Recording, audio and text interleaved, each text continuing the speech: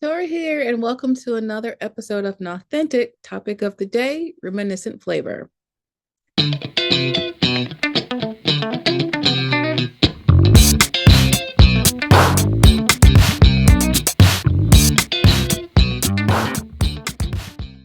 If you're tuning in from Substack, be sure to check out today's poll. 1. There are so many foods I miss going out to eat. Some of them I'm able to partially enjoy with modification. I used to love eating shawarma, but now I can't handle the traditional ingredients. Of course, that hasn't stopped me from making my own version, but it's quite time consuming. Sometimes I'm happy to settle for a meal that is reminiscent of the more traditional flavor, something that's more of a that'll do type meal. 2. I also like to look for ways to diversify ingredients. Instead of eating staple ingredients the same ways all the time, I like to switch things up. This is a great way to ensure that I'm not wasting food and I don't get bored with what I'm eating. When I take the concept of diversifying my ingredients and pair it with the intent to create reminiscent flavor, I come up with dishes like my mushroom and chicken. 3.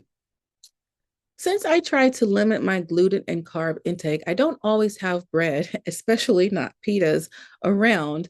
But when I do, I can almost imagine eating this dish in a restaurant. Of course, there's nothing authentic about it. But when I don't have a lot of time, but have a craving for Middle Eastern flavor, my mushroom and chicken is the perfect that'll do meal. So now let's talk about how I make mushroom and chicken. Be sure to visit my Knauthentic YouTube channel if you want to see the short. Step-by-step instructions. 1. Add half a teaspoon of salt to a good nonstick pan, then add half up to 3/4 of a cup of mushrooms and set them at medium heat.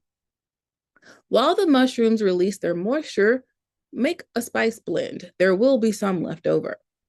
Start with 1 teaspoon of ground ginger, 1 teaspoon of garam masala, 1 teaspoon of Chinese 5-spice, and half a teaspoon of hing. You can substitute up to 1 teaspoon of garlic if that's your preference. You want to continue to cook the mushroom, pressing out any liquid and browning the surface. Then you want to add half a tablespoon of a neutral oil. I use an avocado spray before adding 1 teaspoon or the desired amount of the spice blend. You want to continue cooking the mushrooms in the spice, pressing them down until they become soft and there is little moisture left in the pan. This could be 3 to 5 minutes. You want to add a half a cup of cooked chicken breast, either shredded or chopped. You want to mix the chicken well with the spiced mushroom so that everything gets seasoned. Then you want to plate it. You can sprinkle it with fresh cracked black pepper and some dried parsley. And then you can garnish with a pickle or ferment of your choice. I garnished mine with my homemade miso dill pickles and a tahini yogurt sauce. Delish. Question: do you like shawarma? I'd love to know. If you or someone you know has a health or food journey story or a recipe you think others might benefit from, please check my Be Featured links on social media and share your story in the manner that suits you best. Until next time, stay safe, eat well, and be blessed. Knauthentic Season 1, Episode 16, starring Toy Thomas, featuring no one else at this time. Topics discussed: shawarma, ingredient diversity, reminiscent flavor. Produced by Toy Thomas in association with the Toy Box of Words and Lit Carnival.